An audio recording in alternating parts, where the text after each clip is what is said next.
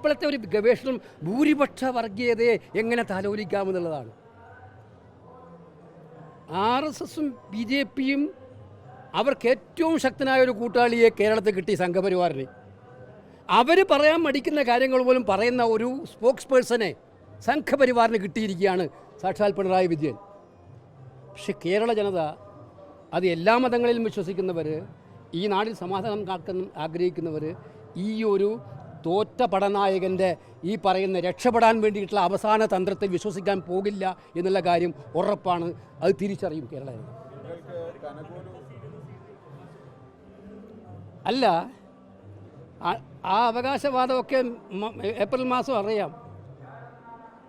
CPMൻ്റെ ചരിത്രത്തിലെ ഏറ്റവും നാണംകെട്ട തോൽവിയായിരിക്കും നിയമസഭാ തെരഞ്ഞെടുപ്പിൽ വരാൻ വേണ്ടി പോകുന്നത്. ഏറ്റവും നാണംകെട്ട തോൽവി, ചരിത്രം രേഖപ്പെടുന്ന തോൽവിയായിരിക്കും. അതിൻ്റെ ക്രെഡിറ്റ് വേറെ ആർക്കും കിട്ടൂല, സാക്ഷാൽ പിണറായി വിജയന്. CPMനെ ഇത്രയും നാണംകെട്ട തോൽവിയിലേക്ക് എത്തിച്ചതിൻ്റെ ക്രെഡിറ്റ് അദ്ദേഹത്തിന് അവകാശപ്പെട്ടതായിരിക്കും. അത് തെരഞ്ഞെടുപ്പ് റിസൾട്ട് വന്നാൽ അറിയാം.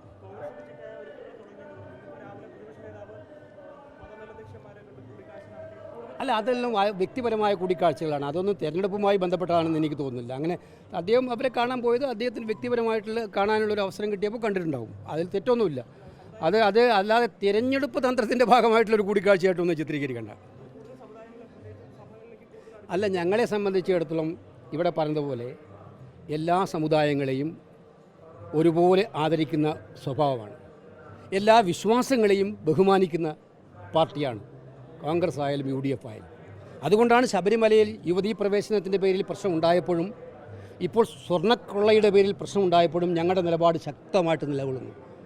അത് മറ്റു സമൂഹങ്ങളുടെ നേരെയും ആക്രമണം ഉണ്ടായാൽ, ഞങ്ങൾ ക്രൈസ്തവ സമൂഹത്തിനെതിരായിട്ടുള്ള ആക്രമണം വന്നാൽ, മുസ്ലിം സഹോദരങ്ങൾക്കെതിരെ ആക്രമണം, ഞങ്ങൾ പൊതുവായിട്ടും പരസ്പര വിശ്വാസവും അതുപോലെ തന്നെ ജനങ്ങളുടെ സ്നേഹവും വളർത്താൻ വേണ്ടി നിൽക്കുന്ന ഒരു രാഷ്ട്രീയ പാർട്ടിയാണ്.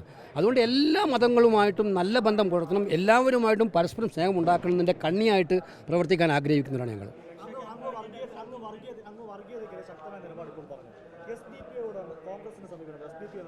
ഞങ്ങൾക്ക് വളരെ വ്യക്തമാണല്ലോ, SDPIയും അതുപോലെ വർഗീയ സംഘടനയാണ്. ഞങ്ങൾക്ക് ആലപ്പുഴയിലെ സഖാക്കളോട് ചോദിച്ചാൽ അറിയാം. ഇന്നലെ സ്റ്റാൻഡിംഗ് കമ്മിറ്റി ചെയർമാൻ ഇലക്ഷൻ നടന്നു. ആ ഇലക്ഷനിൽ സ്റ്റാൻഡിംഗ് കമ്മിറ്റി ചെയർമാൻ CPM ജയിച്ചത് ആരുടെ വോട്ട് വാങ്ങിച്ചിട്ടാണെന്ന് അവിടുത്തെ മാധ്യമങ്ങളെല്ലാം ഇന്ന് വാർത്ത വന്നിട്ടുണ്ട്, എല്ലാത്തിലും വന്നിട്ടുണ്ട്. ഞങ്ങളെ സംബന്ധിച്ചിടത്തോളം വർഗീയ ശക്തികൾ ആരായാലും ആ ശക്തികൾക്കെതിരായിട്ടുള്ള ശക്തമായിട്ടുള്ള പോരാട്ടമാണ്. ഞങ്ങൾ പറയുന്ന പോയിന്റ് ഇത്രയേ ഉള്ളൂ.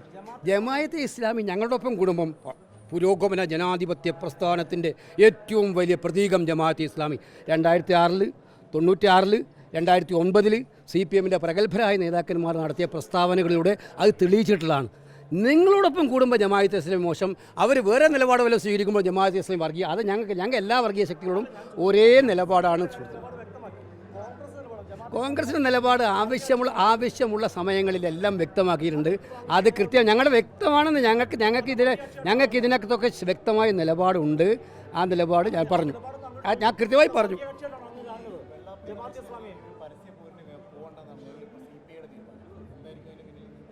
അല്ല, അതിനകത്ത് കൃത്യമായിട്ടുള്ള ഒരു കാര്യം പറഞ്ഞല്ലോ. ആരായാലും വർഗീയ വിദ്വേഷം പരത്തുന്ന പ്രസ്താവനകൾ നടത്തിയാൽ അത് കേരള സമൂഹം അതിനെ അംഗീകരിക്കില്ല. അത് മുഖ്യമന്ത്രി നടത്തിയാലും, അത് ഏത് സമുദായത്തിലെ പ്രവർത്തകരും നേതാവും നടത്തിയാലും ഒന്നും ജനം അംഗീകരിക്കില്ല. നമ്മളെല്ലാം ഇവിടെ കേരളത്തിൽ ജീവിക്കുന്ന ഒരു ചുറ്റുപാട് എല്ലാവർക്കും അറിയാം. എല്ലാ സൗഹാർദ്ദമായിട്ടും എല്ലാവർക്കും അവരുടെ വിശ്വാസങ്ങളുണ്ടാവും. ആ വിശ്വാസങ്ങൾ നിന്നുകൊണ്ട് തന്നെ ഞാനിപ്പം 34ാമത്തെ കൊല്ലമാണ് ശബരിമലയിൽ വരുന്നത് ഇപ്രാവശ്യം. അപ്പോൾ എനിക്ക് എൻ്റെ വിശ്വാസങ്ങളുണ്ട്. അതോടൊപ്പം തന്നെ ആ വിശ്വാസം എന്ന് പറയുന്നത് പരസ്പര സ്നേഹത്തിൻ്റെയും ബഹുമാനത്തിൻ്റെയും പരസ്പരമുള്ള വിശ്വാസങ്ങളെ അംഗീകരിക്കലുമായിട്ടാണ് നമ്മൾ കാണുന്നത്. അതിനുവേണ്ടി നിൽക്കുകയാണ്. ഇന്നത്തെ മുഖ്യമന്ത്രിയുടെ ഈ ഒരു സത്യത്തിൽ വളരെ വളരെ സഹതാപമായിട്ടുള്ളൊരു നിലപാടായിപ്പോയി എന്നുള്ള സങ്കടം കൂടി രേഖപ്പെടുത്തിക്കൊണ്ട് നിർത്താം. നമസ്കാരം.